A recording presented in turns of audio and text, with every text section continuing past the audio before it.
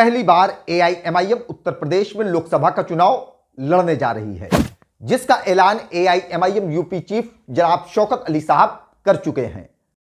एक चीज आपके बीच में कहके जा रहा हूं, पहली मर्तबा इंशाअल्लाह ताला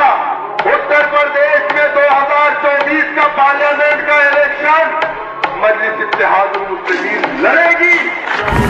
एआईएमआईएम के उत्तर प्रदेश में लोकसभा चुनाव लड़ने के ऐलान के बाद उत्तर प्रदेश में मुस्लिम समाज दो धड़ों में बढ़ गया है। पहला धड़ा वो मखसूस लोगों का है जो नहीं चाहते हैं कि उत्तर प्रदेश में मुसलमानों का पॉलिटिकल एम्पावरमेंट हो। वो धड़ा वो है जो उत्तर प्रदेश में अपने आप को शाह समझता है, जिसकी वाबस्तगी कांग्रेस और समाजवादी पार्टी जैसे दलों से है। वो धड़ा खानदानी सियासतदानों का है जो नहीं चाहता कि आम मुसलमान पॉलिटिक्स में इंटरेस्ट ले। उस धड़े का काम सिर्फ यह है कि वो समाजवादी कांग्रेस पार्टी जैसे दलों की चटुकारिता चापलूसी करता है और पूरे मुस्लिम समाज का वोट ले जाकर के समाजवादी और कांग्रेस पार्टी की झोली में डालता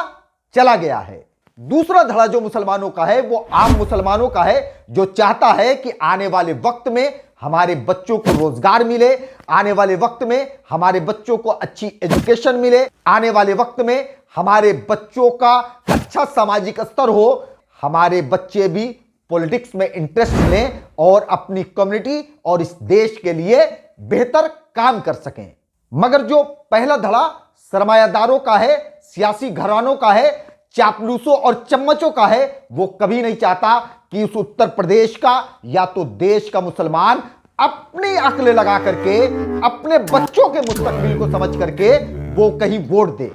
उत्तर प्रदेश का मुसलमान बहुत ही अच्छी तरह से समझ रहा है कि समाजवादी हो चाहे कांग्रेस हो, अब उसे बीजेपी को हराने की कुव्वत और ताकत खत्म हो चुकी है। इंडिया अलायंस बना हुआ है, मगर इंडिया अलायंस के बनने के बाद अभी जो 5 राज्य के चुनाव हुए, इस चुनाव में जो यूनिटी इंडिया अलायंस में दिखनी चाहिए थी वो यूनिटी नहीं दिखी, जिसका खामियाजा यह हुआ कि आज भारतीय जनता पार्टी छत्तीसगढ़, राजस्थान और मध्य प्रदेश में काबिज होने में कामयाब रही। उत्तर प्रदेश की जनता ने देखा कि 2014 में बुरी तरीके से कांग्रेस समाजवादी जैसे दल को हार का मजा चखना पड़ा। 2017 के इलेक्शन में समाजवादी पार्टी ने काम बोलता है का नारा दिया, युवराज के साथ गठबंधन किया और वो गठबंधन भी पूरी तरीके से फेल रहा। 2019 के लोकसभा के चुनाव में महागठबंधन के नाम पर समाजवादी और बसपा एक प्लेटफॉर्म पर आकर के चुनाव लड़ी, मगर उसका रिजल्ट देखिए, भारतीय जनता पार्टी 62 सीटों पर कामयाब रही और 2 सीटें अपना दल एसके, जो कि भारतीय जनता पार्टी की एलआई पार्टी थी, उसके खाते में गई और समाजवादी पार्टी सिर्फ 5 सीटों पर सिमट के रह गई। बहुजन समाज पार्टी को 10 सीटें मिली और कांग्रेस को सिर्फ 1 सीट पर ही संतोष करना पड़ा। अब ऐसी हालात में इस उत्तर प्रदेश के मुसलमानों के दरमियान में एक सवाल उनके जहन में कौंधना लाजिम हो जाता है कि 2014 से लेकर के 2023 तक जो उत्तर प्रदेश में जितने भी चुनाव हुए उसमें ये तमाम पार्टियां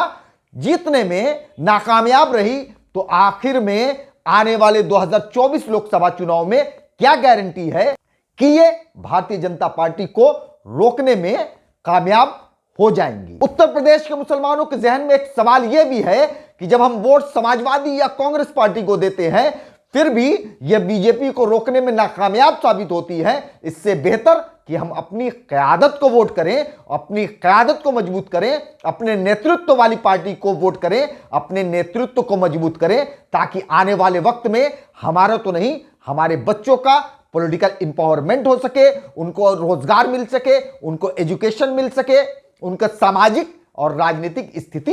बेहतर हो सके। अगर आज भारतीय जनता पार्टी को अगर कोई हरा सकता है तो ये इंडिया अलायंस नहीं बल्कि दलित, मुस्लिम और पिछड़ों का गठबंधन ही भारतीय जनता पार्टी को हराने में कामयाब हो सकता है, जिसका फार्मूला एआईएमआईएम ने दिया कि अगर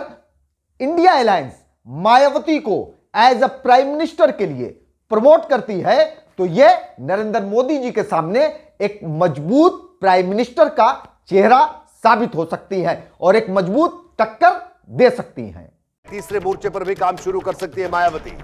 और एआईएमआईएम जैसी पार्टियों से संपर्क की कोशिश भी बीएसपी की तरफ से हो रही है। ये इस वक्त की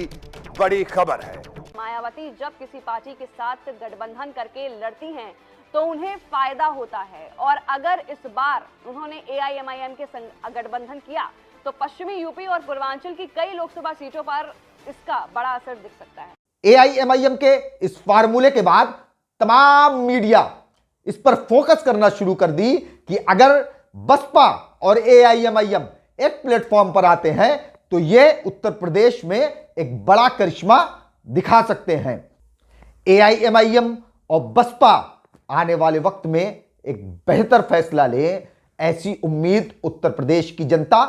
कर रही है।